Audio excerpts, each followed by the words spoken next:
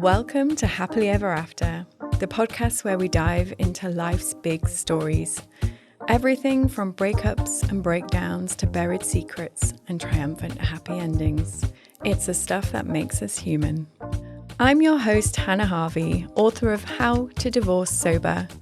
I'm a mentor, award-winning blogger, yoga instructor, and in a past life, a fully qualified civil engineer. You can find me at hannahharvey.uk or on Instagram at hannahharveyuk. I absolutely love to hear from you, so please get in touch with your stories, thoughts, or questions. But for now, get cozy, settle in, and let's dive into your next chapter of Happily Ever After. Hello and welcome to Happily Ever After. It's me, Hannah, and today I'd like to talk about this concept of enough.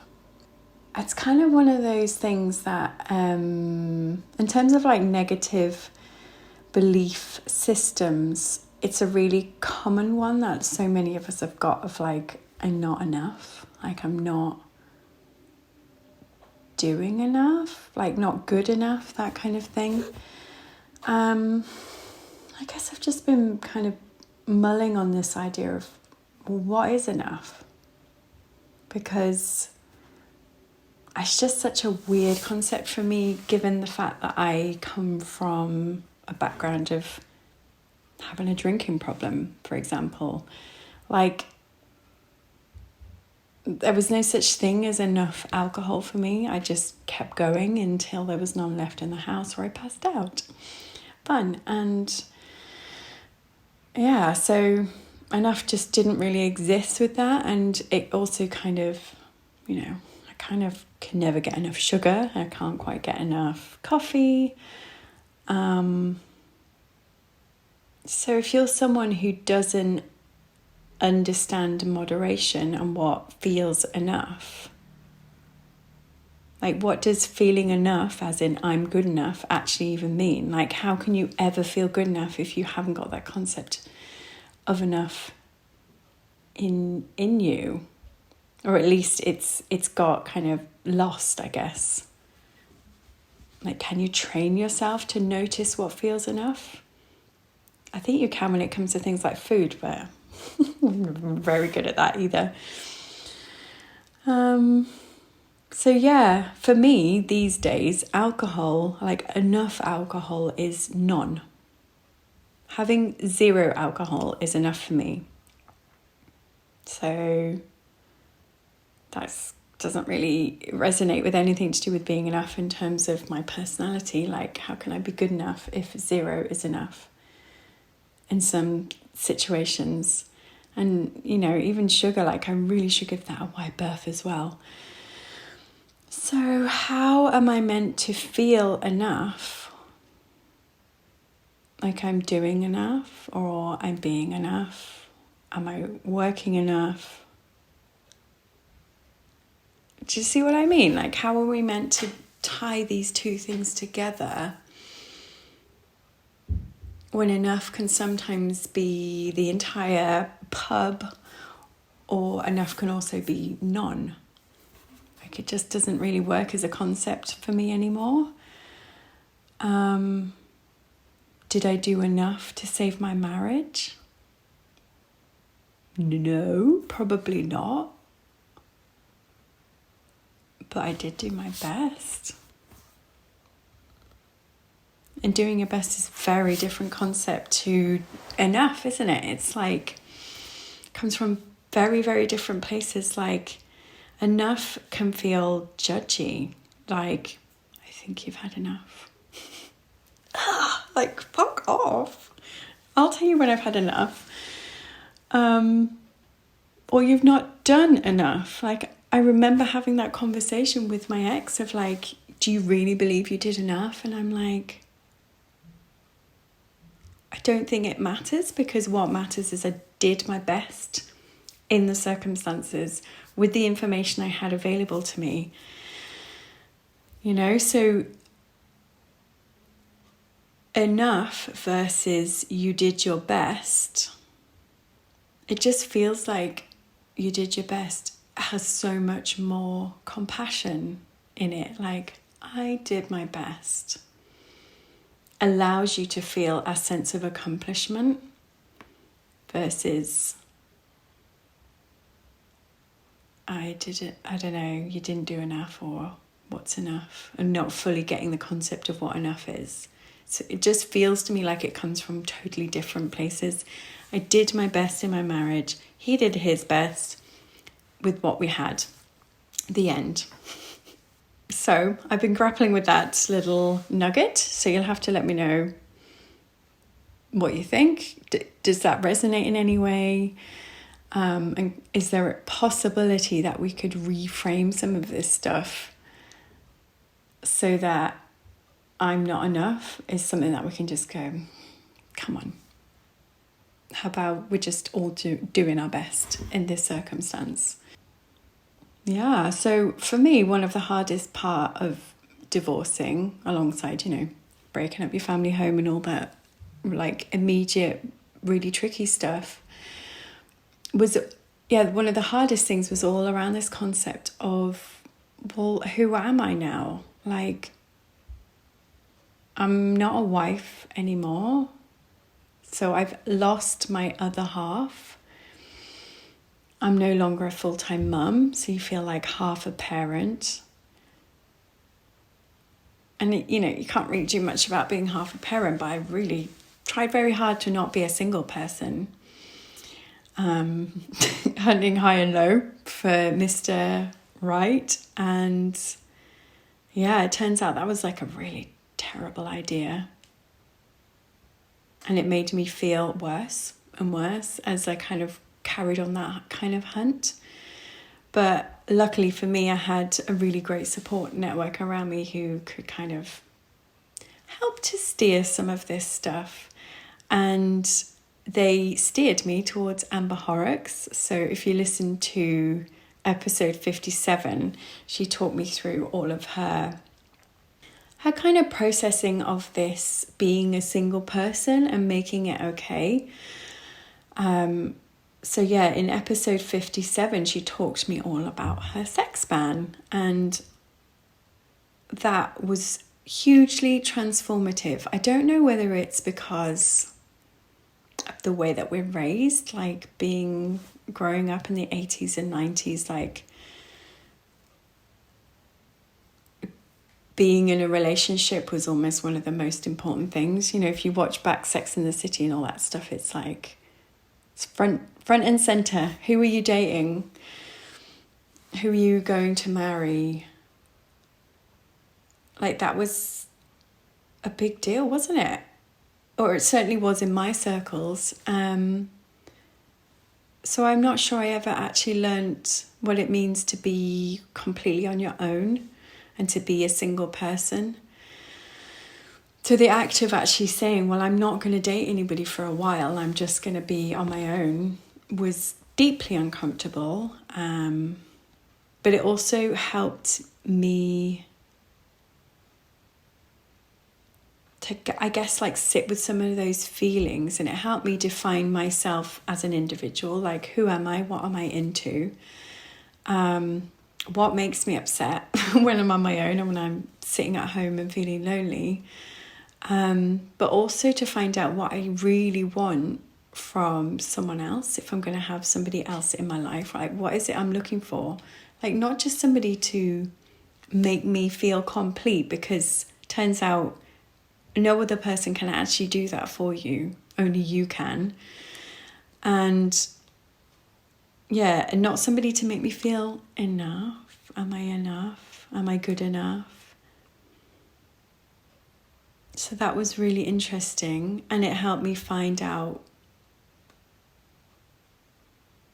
what life can be like if you take pressure off yourself from finding another person. I guess that's where I'm going with that. Like, the hunt for somebody, if you feel like you're not enough, can be quite all-consuming and a bit of a roller coaster, and not really that fun, actually. And it can feel like you're the only person in the world who's single and everybody else has got their shit together and they're happily in their little bubbles and they found their soulmate and all that kind of stuff. But how many people are in relationships they're not happy with? How many people are sitting next to somebody who they're like, oh, I wish I wasn't? Like, so many people. And it's sad. And what we really need to be doing is working out what will make us feel enough. And my thought on this is the word needs to change. Like, you can't feel enough.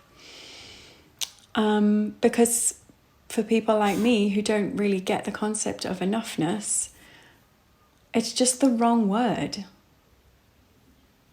You know? So I had this break. I took time off from seeing other people, and that was fun and shit simultaneously.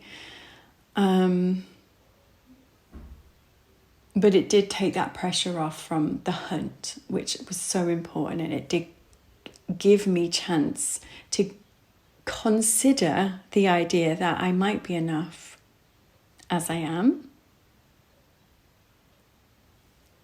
And it meant that I got to meet my lovely boyfriend in a much more like chilled and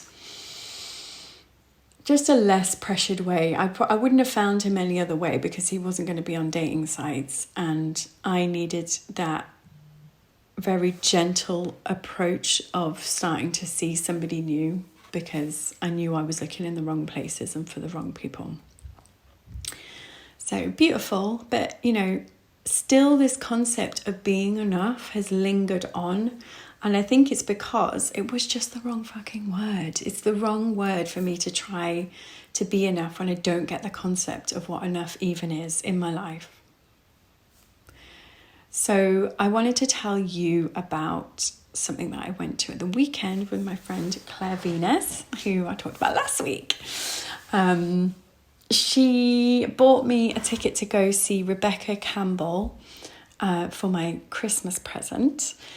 And that was last weekend. Now, I didn't know who Rebecca Campbell was because sometimes I live under a rock. It's just the way I am sometimes. And she has written a book called Your Soul Had a Dream, Your Life Is It. And I was like, I'm clearly going to love that. It was something else, though, let me tell you. So we thought it would be her talking about her new book, what was going on around the time she was writing her book, maybe read some of her book chat. That's what we were expecting. What actually transpired is she took us into a 2-hour ceremony where we were healing our female ancestral line. Just casually healing the wounds of the past with hundreds of other people in the same room. Now, aside from some of my thoughts around the actual event itself, the concept of going into ceremony was not a big deal for me. I've done this kind of thing many, many times, so I wasn't hugely surprised when we went into it. I'm like, yeah, cool, we'll do this. And I had already had a profound experience during my yoga teacher training where I'd already been back through my female line and had a wild experience with someone very far back who had been, I can't really think of a better term. She'd been abused. And it was really quite traumatic, but also quite healing, starting to understand what the threads were that came down my line. So it was really nice that I was able to go back and see her again and spend some time in that space. And the first time I met her, we were in a cave. So I was able to put myself back in a cave, which meant that I wasn't being hugely affected by the people around me. Because that going into ceremony like that, when you don't fully know who is holding the space, and you don't know what everybody else is bringing with them, did make me feel a bit nervous. I was like, this could get out of hand very easily, but thankfully it didn't. So That was really, really good. But the main, rather, I won't go through the whole of the 2-hour experience, but the thing that really came up for me right at the end was she was also asking us to hold this thread of our own lives. So this thread going back to childhood and kind of speaking to our childhood version of ourselves, asking them if they have a message, that kind of thing. And my younger self was kind of very much wanting me to stay connected to joy and being a bit silly, because I just am. And to not be afraid of still turning up like that. So that was really beautiful. And then moving like up my line, I kind of, I'm processing it still, seeing, because I'm yawning. I spoke to my older self and she was like, you're complete as you are. You're complete. And there was this feeling of like, but just because you're complete on your as you are, just because you're complete as you are, get my words out, doesn't mean that you're not worthy of love. So there was this thread of we are lovable as we are, and we're allowed to be loved both by ourselves and the special people in our lives, but you're also complete. And there was also a piece around making sure that I communicate properly my needs and my dreams. So that was exciting. But that's why I'm thinking about this whole thing around enoughness, because I'm like, are you enough? Am I enough? Do I feel enough? Am I good enough? It's not something we can say yes to because we don't know what enough is, but we do know what complete means. Whole, complete, with all of our like history, the things that have happened in our lives, the chords that come out of us, the energetic things that are moving around, we're still complete. As an individual, single person, complete, and we are worthy of love. And for the most part, when you've come out of a traumatic relationship and gone through a divorce, the only person who can really give you the love that you need and to reassure you that you are complete is yourself. So searching the way I was, trolling around on flipping Tinder and whatever else, that was never going to fulfill that need that I had to feel loved. And I had to take that time out to learn that. And it's taken me, another 1.5 years to go, it was nothing to do with being enough. It was about feeling complete. So if you're feeling like you're not enough, I'd love you to go, fuck that shit. What does enough even mean? And go, I'm complete, and I'm doing my best. Because I feel like it just has such a different energy, and it's going to allow us to pull in the information that we need, so next time we can do even better, like let's pull in all the good stuff. Like, I'm doing my best, I am complete, and I'm also open to learning more so that I can do even better next time if I can. And then on top of that, we're worthy of love, so we have to practice receiving it, whether it's us giving it to ourselves or allowing other people to give it to us. And I would say on top of this that it's really nice to connect back into that, like coming back to your center. On Monday, it was guided meditation week, and I just felt really called to pull us back into this energy of centering. And I think it is this idea of we are completely as we are. So to keep remembering that when we're being pulled in so many different directions by loads of people and their energy and all the stuff that's going on for them, that we've got to come back to ourselves and connect back to our truth. So yeah, That's over on Love Notes. If anybody wants to go and have a little look at that, you can use the preview or, come and be a member. You'd be so welcome. So that's it. Forget enough. Let's just be complete. I will leave you with some information, which is we are about to move into spring. Yes, I'm sitting here. The sun is shining. The sky is blue. It's flipping freezing, but it's 4:15 and the sun's fully up still.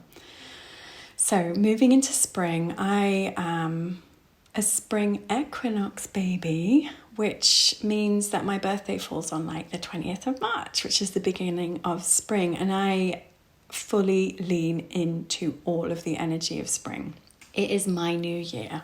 Like, I'm okay with new year energy, but I love to tap into this like energy of abundance that is in the physical world. Like, things are sprouting everywhere. The birds and the bees are doing their thing.